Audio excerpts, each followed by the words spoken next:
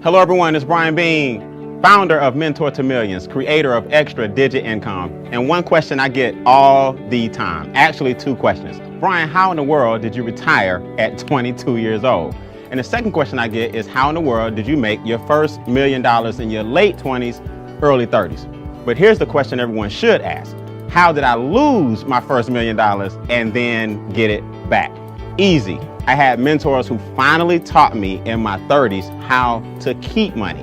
What I want everyone to understand is that America is a capitalistic society. So before you look at fancy cars and big homes, there's nothing wrong with material things. You want to leave more of a legacy for your family and create wealth for your loved ones. Here's a basic formula that I want to share with everyone watching this video.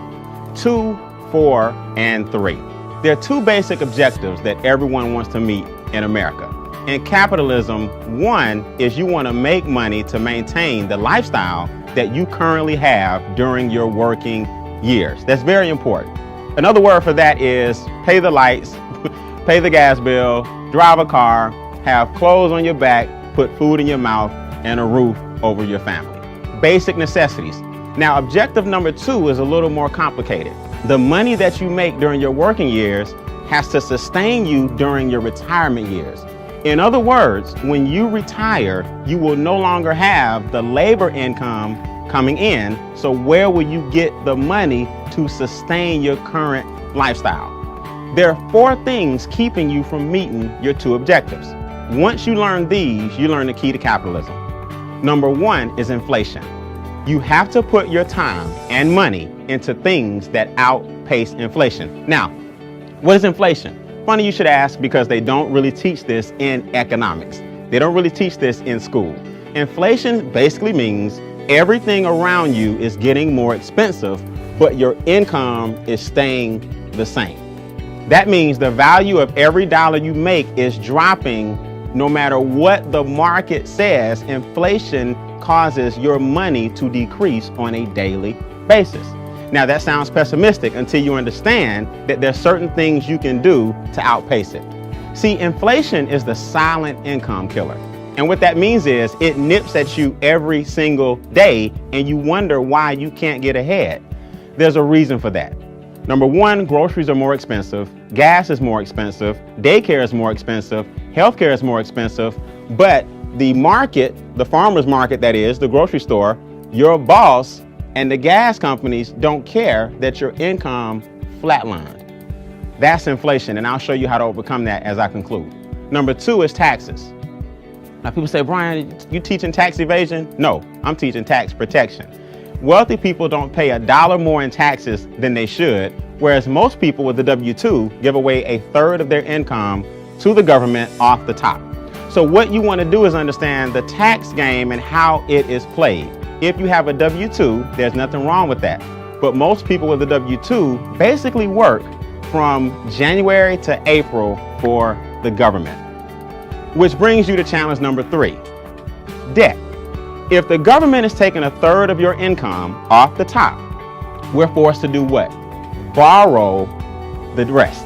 So now the government will get paid from January to April, and then the banks will get paid from May to September, because you have to pay all the money back that you borrowed on student loans, car notes, credit cards, mortgages, department stores. So the banks and governments are making money off of your lack of money, which brings us to number 4.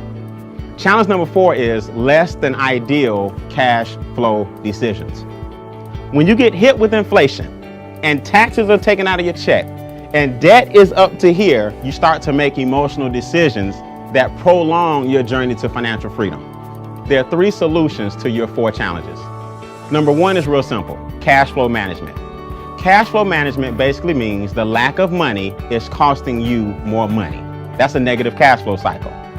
Overdraft fees, payday loans, anything that takes money, late fees on bills, anything that takes money out of your pocket is tying up your cash flow and making it negative. What you want to do is learn how to flip your negative cash flow cycle into a positive so that your money will stay in your house longer.